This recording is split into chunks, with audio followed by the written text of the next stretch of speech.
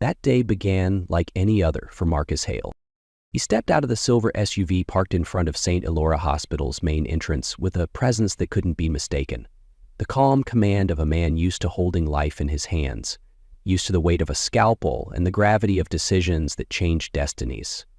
As a world-renowned neurosurgeon and co-founder of the Hale Foundation, a philanthropic initiative supporting public health care, Marcus was a name both admired by the press and respected by his peers. Today, he arrived at the hospital to finalize the launch of a major medical expansion, a bold initiative that would double the hospital's care capacity and etch his name onto the future pillars of modern medicine. Everything had been arranged flawlessly, contracts prepared, media waiting outside for interviews. His assistant, Lucas, followed close behind, eyes always on the clock, reminding him that the board of directors was expecting him upstairs. But only a few steps into the central corridor, a scream echoed from the maternity wing. Marcus didn't pay attention at first. Screams were a normal part of hospital life, but something about the pitch in that cry made him stop, not as a doctor, but as a man remembering something he'd tried to forget.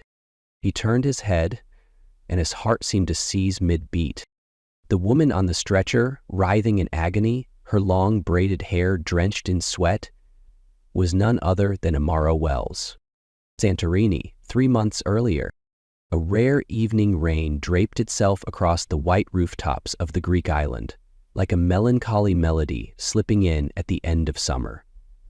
The hotel hosting the International Medical Conference had emptied out, leaving only faint golden lights flickering across the rooftop bar. Marcus, weary after a long day of presentations, poured himself a glass of red wine and stepped into the open air, searching for silence. He didn't know that night would etch itself into him forever. She was there, alone, in the rain. Her long braided hair clung to her skin like strands of silk, her maxi dress flowing lightly in the wind. When he approached, she lifted her eyes that glowed with warmth and fierce, quiet power. "Aren't you afraid of getting soaked?" he asked. She laughed, and Amara Wells's laugh was unlike anything Marcus had ever heard, low, honeyed, and utterly free. After a whole day of dissecting the human brain and neurological systems, rain is the only thing that still feels real. He didn't laugh back right away, but something in that truth made him sit down across from her, beneath a narrow awning barely wide enough for 2 wooden chairs. They began to talk about things that never made it onto resumes. She feared flying but loved watching planes take off. She had helped single mothers give birth in remote clinics. Her dream was to build a holistic wellness center for women, a place without judgment, without shame. Marcus told her he often felt like a stranger in the world he built, that beneath the surgical lights and glossy magazine features, he still felt like the boy no one ever truly saw. The rain thickened, thunder cracking overhead, but under that small roof, they had already moved closer without realizing. Then she placed her hand on his, gently, and in that moment, Marcus felt his carefully constructed world unravel. Logic collapsed, boundaries dissolved. They didn't return to his room right away. First, they danced, in the rain, wildly, laughing like lunatics. Her dress clung to her, and he watched her spin, radiant, unguarded, and for the first time in years, he simply followed. When they finally stepped into his room, their bodies shivered from cold, but burned from something deeper. That night wasn't hurried, wasn't rushed. Every kiss, every touch, felt like learning how to breathe again. And when she rested her head on his chest near dawn and whispered, "This doesn't feel like just one night," Marcus said nothing. The next morning, he left behind a folded note and a woman he didn't dare keep, because he feared she might become the one thing in his life he couldn't control. Marcus had tried to forget. He buried himself in work, packed schedules and marathon surgeries. He told himself it was just one night, brief, mistaken, meaningless. But the memory never faded. It simply hid beneath the surface of his carefully constructed coldness, waiting for the right moment to rise. That moment came, not in a dream, but in reality. In the sterile corridor of St. Elora Hospital, at the sound of that scream, at the sight of Amara on the stretcher, it all came rushing back, as if that rainy night had never truly ended. Marcus didn't remember how many steps he had taken after seeing Amara, but he remembered the exact moment time stopped, when their eyes met. Just 1 second, 1 breath, but the entire world seemed to freeze. Her face pale with pain, her braids soaked with sweat, her chest rising and falling with each contraction. And yet those eyes, the same eyes that once looked at him like he was everything, now filled with fear, disbelief, and something deeper, sorrow. Before he could move, the medical team whisked her away into the delivery room. The doors slammed shut, leaving Marcus alone in the sterile, echoing corridor. He sank onto a metal bench, his hands trembling, not from fear, but from realization she was pregnant, and very likely he was the father. A storm of questions tore through his mind. Why hadn't she told him? Why was she alone? Had he abandoned her? Or had she chosen to disappear? He tried to pull himself back to the press, the contracts, the commitments waiting upstairs. But his mind wouldn't leave her, wouldn't leave those tear-rilled eyes. His assistant Lucas appeared beside him, placing a hand gently on his shoulder. "Marcus, the board is waiting upstairs." But Marcus didn't hear a word. His eyes stayed fixed on the door where Amara had vanished, as if staring long enough might summon answers. Then another scream echoed through the hall, deep, raw, and soul-wrenching. Marcus shot to his feet, heart pounding in his chest like thunder. He stepped forward, then stopped, standing frozen just before the delivery room doors, his insides trembling like a child locked outside a world he didn't know how to enter. He had never been this scared. Not in surgery, not while holding someone's brain between forceps. But this moment, this not knowing if the life being born behind those doors was his, left him utterly helpless. And for the first time in years, Marcus Hale didn't know who he was or what he was supposed to do. The hallway remained eerily silent when the doors finally opened and a young nurse stepped out, her scrubs wrinkled, eyes slightly surprised to find Marcus still standing there, frozen like a statue. She offered a soft smile, her voice gentle as water. "Miss Amara has delivered. Twin boys, both healthy." Marcus stood still, motionless. Twin boys. Not one, but 2 tiny lives he may have helped create and never knew existed. His legs began to move on their own, as if his body had made a decision his heart couldn't yet face. He stepped through the doors, following the nurse without a word, without permission, without knowing if he had the right to. The hospital room smelled of antiseptic and new beginnings. The lights were soft, but everything was visible, and there, on the white bed, lay Amara. She was turned slightly on her side, her braids clinging to her cheek, her skin pale, chest rising slowly with each weary breath. But her eyes, those same eyes, were open, locked onto him the moment he stopped at the threshold. He swayed slightly from the weight of it. Her voice broke the silence, no louder than a whisper. "You shouldn't be here." The words cut him, not sharp, not cruel, but cold, honest. Still, he moved forward, slowly, carefully, as if approaching something sacred he wasn't sure he deserved. Standing at the edge of her bed, his fingers gripped the side of a chair, his lips trembling. And then the words escaped him, not rehearsed, not composed, just real. "Are they mine?" The question hung in the air, fragile, undeniable, absolute. Amara stared at him for what felt like a lifetime. Then, without a word, she nodded, once, slowly. And in that nod was 9 months of silence, of carrying life without his shadow ever crossing her doorway. Something shattered inside him. He dropped to his knees beside her bed, resting his forehead against the mattress, his whole body shaking. Not from anger, not from shame, but from sorrow. Amara's sob broke loose, tears she had held back for far too long came pouring out. After that night, I didn't know what to do. You were gone. I didn't want to beg to stay in a world I knew I'd never belong to. Marcus said nothing. There were no words that could undo what she'd endured alone. But in that moment, he knew one thing with absolute clarity. He couldn't walk away again. Silence. The kind of silence that didn't just fill the room. It wrapped itself around Marcus's chest like a second skin. He remained on his knees beside the bed where Amara lay, exhausted, hollowed out from bringing life into the world completely alone. Her eyes had stopped crying, but they were heavy, dark with the weight of everything she'd carried.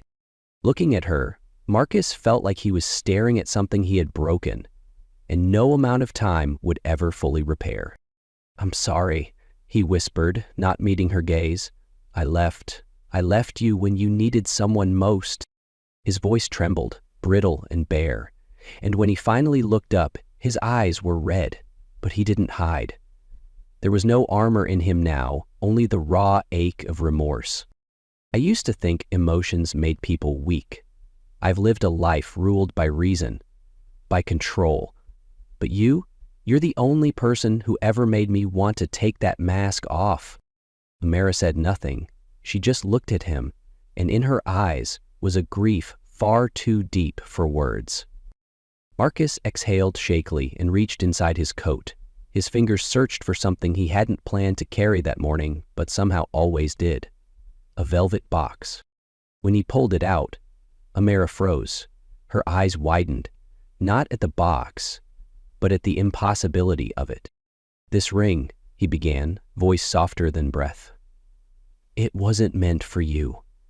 Years ago, I bought it for someone else, someone I thought was my forever." He paused, throat constricting. "She died.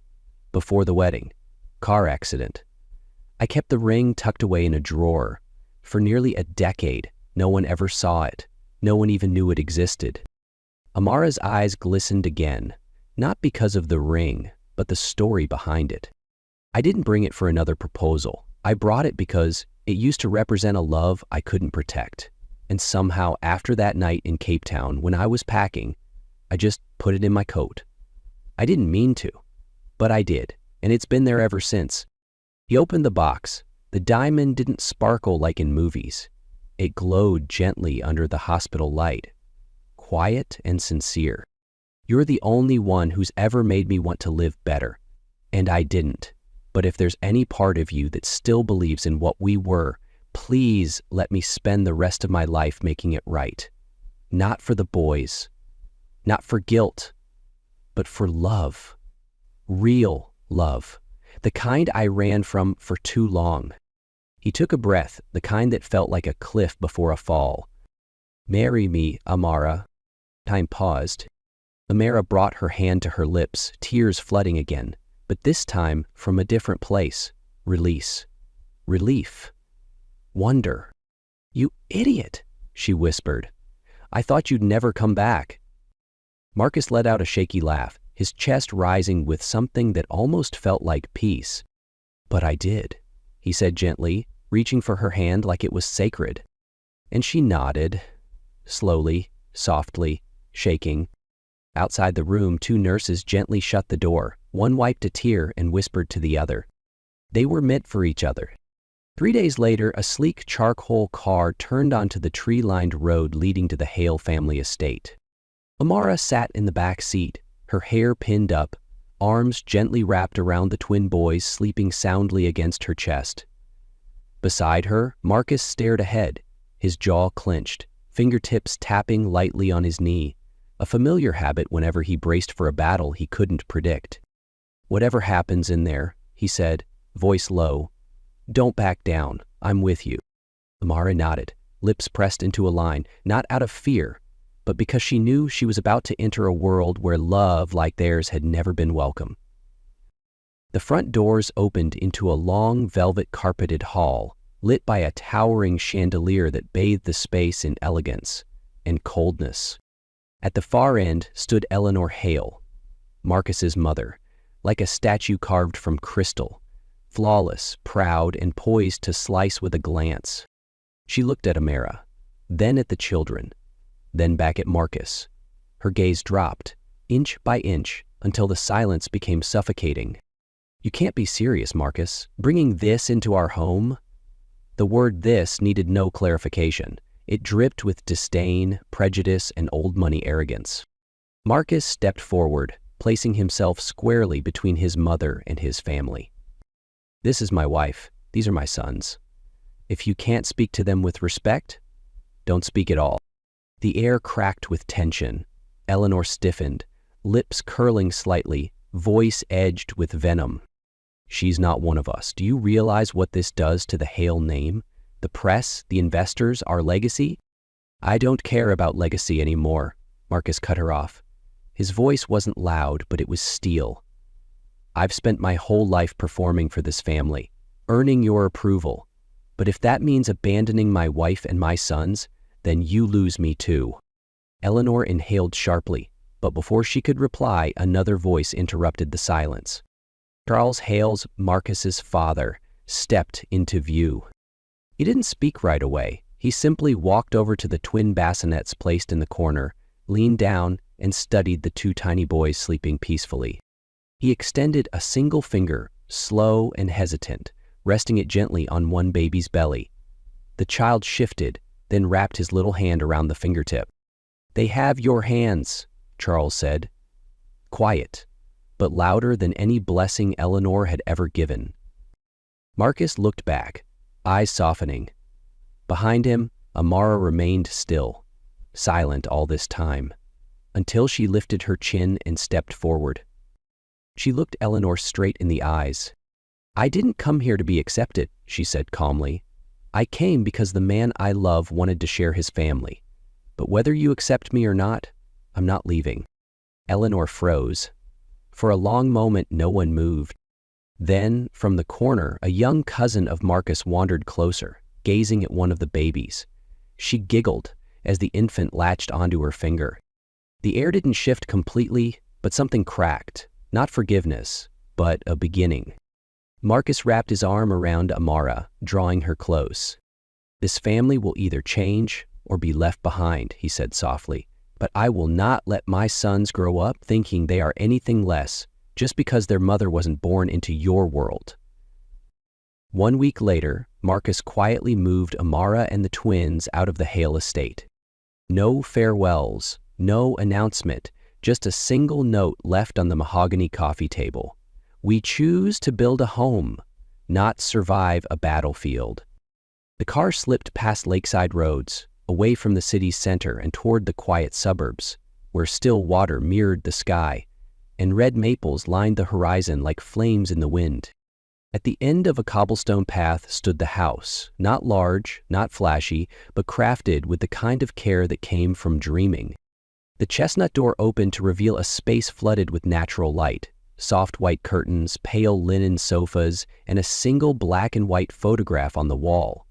A moment frozen of Amara smiling in the Santorini rain, her hair drenched, her eyes luminous. Amara paused at the threshold. She said nothing, just raised her hand to touch the photo gently. "Do you remember that night?" Marcus asked. "I had someone recreate it from memory. I figured, if we can't go back to that moment, maybe we can live inside it instead." The nursery sat just beside the master bedroom. Twin white cribs already stood in place, their names carved neatly into the wood, Elias and Theo. Above them, a mobile spun slowly, clouds and stars drifting on soft wool strings. Everything was ready, not rushed, but intentional, as if Marcus had dreamed this long before he dared admit it. That first evening, Amara leaned into him on the balcony, the babies sleeping close by. The breeze carried the scent of lavender from the back garden, the scent Marcus had remembered from the first night they met. "I didn't know how much I needed this," she whispered. "Neither did I," he replied. "I've spent my life inside cold walls, where success is measured in magazines and legacy. But here, this silence is something I've never had." Amara turned to face him. "Do you think we'll be okay?" Marcus didn't answer right away. He brushed a strand of hair from her face, then said softly, "We don't have to be perfect, Amara, just real." The wedding took place on a quiet weekend evening, with the golden light of sunset draping the backyard like warm honey. There were no brass instruments, no grand buffet tables, no cameras, no press, no guests recognizable from magazine covers. Just a small circle, only the people they truly loved, a garden covered in lavender, white vines, and low-hanging paper lanterns that swayed gently in the breeze. Amara didn't wear a lavish wedding dress. She chose a simple white cotton gown that fell softly to her ankles, with off-shoulder sleeves that barely touched her arms. No elaborate makeup, no bold lipstick or thick mascara, just bare skin, clear eyes, and her wavy hair flowing free. She looked more like she had stepped out of a poem than a ceremony. Marcus stood beneath the floral arch of lavender and white orchids, his fingers curled tightly around the wedding band like a man about to breathe for the first time in years. As Amara walked the lavender-lined path, Marcus watched her like everything before this had been a prologue, every moment leading up to this very one. The twin boys, Elias and Theo, were carried down by Amara's best friend, each in tiny cream suits, their cheeks round and sleepy. When placed on the grass mid-aisle, Elias plopped down, while Theo crawled forward a few steps, then paused, glancing up at their parents, as if sensing something sacred was unfolding. There was no pastor, no scripted vows, just wind, flowers, golden light, and two people who had once lost each other, now choosing to love again, fully awake. Marcus spoke first. He didn't glance at the folded paper in his sleeve. He looked straight at Amara and spoke from an unshielded heart. "I fell in love with you in the rain of Santorini. But back then, I didn't know what love really was. I thought it was passion, a moment. But now I know. It's when you're too tired to speak but still look at me. When you carried our sons without resentment. When your silence stood stronger than all the noise I made." Amara swallowed hard. She placed a hand on her chest, breathing in. "I never thought someone would call me wife one day. I learned how to live alone, how to give birth alone, how to raise children and expect no one to come back. But you did. Not because you had to, but because you chose to." She pulled out a small paper, hands trembling. "I promise not to love you the way the world expects, but in my own way. Honestly, clumsily, but never halfway. I won't always be right, but I'll always be here, to be wrong with you, to fix things, and to live with you." Marcus laughed softly through his tears. He wiped his face, then pulled out a simple platinum band. No stone, no flash, but glowing in the evening light. "This ring," he said, "isn't to remind you you're my wife. It's to remind you I chose you. And I'll choose you every day." They exchanged rings, and then they kissed. No one clapped, no one cheered. But everyone stood still, because they had just witnessed something so true, so beautiful, it demanded silence. Far beyond, the wind moved through the lavender fields, lanterns shivered, and the last light of day wrapped around them like a silent blessing from the sky itself. As guests trickled away, laughter faded into whispers, and golden light gave way to evening shadows. That night, after the wedding, the little house fell into silence. The paper lanterns still floated outside in the garden, swaying gently in the breeze, casting soft shadows across the balcony where Marcus stood. He held a warm bottle of milk in one hand, quietly watching through the window as Amara rocked Theo, humming a tune barely louder than a whisper, like a lullaby meant for her own heart. Elias had already fallen asleep in the crib, but Theo, since the wedding ceremony that afternoon, refused to rest unless nestled in his mother's arms. Marcus didn't ask why. He just watched, his wife, his child, their stillness glowing in the dim light. Then Amara looked up at him, gave a small tired smile, and nodded. No words. Marcus walked into the room and gently took Theo from her arms. The baby curled against his chest, soft skin pressing into his shirt, heartbeat tiny and strong, like a private melody meant just for his father. For the first time since the twins were born, Marcus wasn't afraid. Not of doing it wrong, not of being imperfect, not of letting go of the man he used to be. Because the strange truth was, he didn't want to be that man anymore. He had once been a world-renowned neurosurgeon, bathed in surgical lights and magazine headlines. People had called him brilliant, a golden hand, a symbol of success.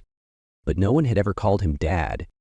No one had ever reached up with tiny fingers, grabbed his collar, and trusted him without condition.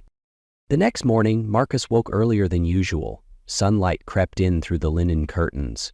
He entered the nursery, picked up the twins, and tiptoed to the living room so Amara could sleep just a little longer. He laid a blanket on the floor, set the boys beside each other, and lay down next to them. One hand stroking Elias's hair, the other wrapped around Theo's small hand. And in that moment, with no applause, no spotlight, Marcus felt something he had never truly known before: peace.